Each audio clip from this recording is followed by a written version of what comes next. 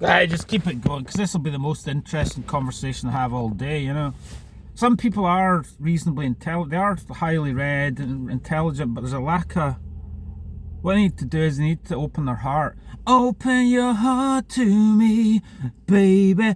You provide the lock and I'll give you the key. Oh, I could have given folk the key to certain things, but as I say, their heart's closed off.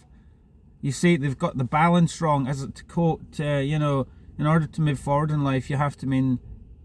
Life is like riding a bicycle. In order to move forward, you need a balance. I've discovered that. If you get one area too extreme, you can't move forward.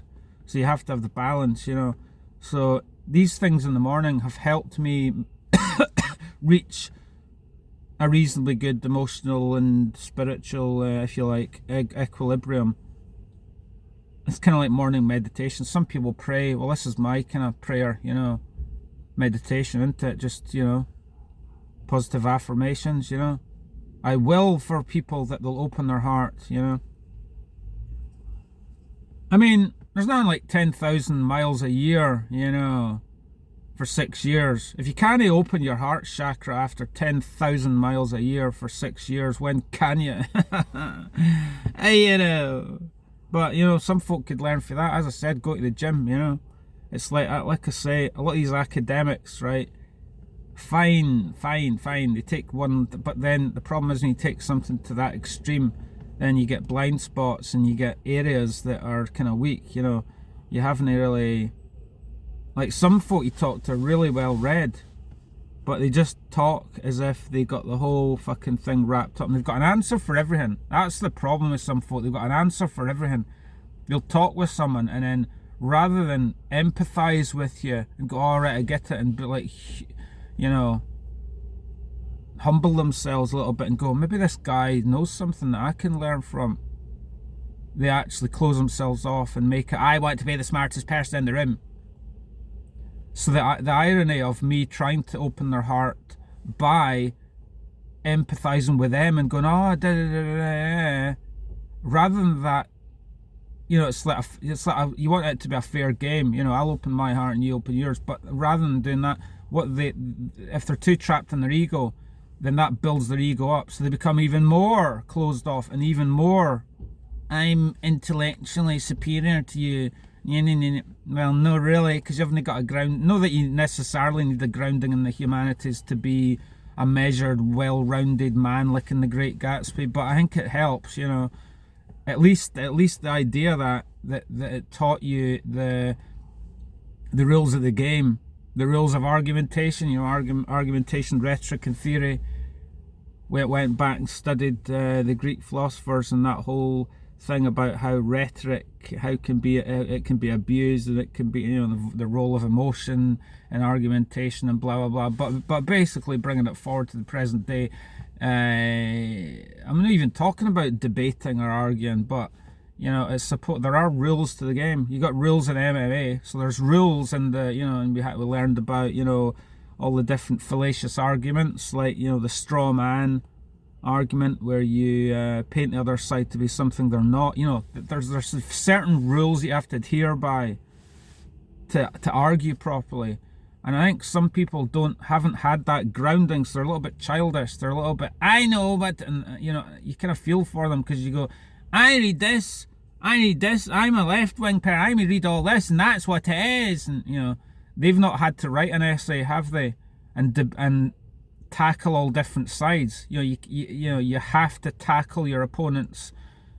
views in a measured way. You can't just personally attack them.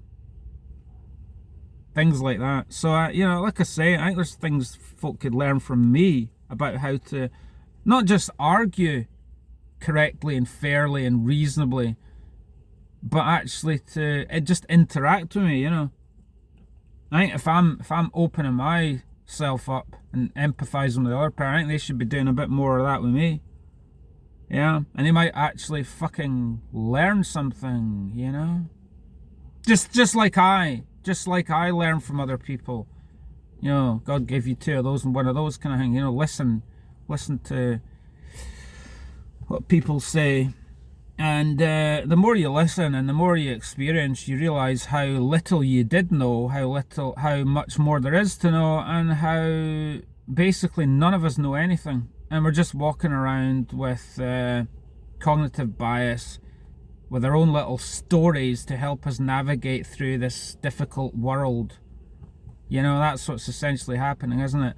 People don't see things as they actually are. Not that there is an objective truth, but you're walking around going, people are constantly projecting their own prejudices and bullshit onto the other person. So even if, for example, you've moved on in life and improved and developed as a person, you've become a better athlete, a more, a better performer, a better athlete, a more confident person. You've actually used those skills, to go out and fucking do shit in the arts. And then you meet with certain people and they talk to you like they're blown away. Oh, Dave's changed. Well, to quote that meme I saw the other day about, it's like, this is basic shit, people. Caterpillar, butterfly, you changed. You were supposed to. The expanding. That's what the human condition is, isn't it? We expand. We're wanting to grow. We're wanting to, branch out, develop. And developing is more than just earning money. It's actually developing as a person, to become the well-rounded man, a better performer, a better athlete, a better person. And some people can't really see you the way you are. As I say, there's a lot of projection. I think that's one thing I've tried to get away from, is stop projecting my own bullshit on other people. Open your mind. Try and see people for who they actually are. And reserve judgment. Hello. And go, this person is, could be an absolute fucking genius, but he's mopping the floors, like in Good Will Hunting. So I've just been blown away that people have been surprised by, and I've only scratched the surface in my personal development, haven't I? But yet have actually developed certain skills and certain talents, because that's what has to happen in order, if you want to be successful at something. And some people, rather than appreciate it, they want to criticize it and want to. Their only ammunition. Again, projection. It makes me look shit to know that Dave's actually a better person than he used to be.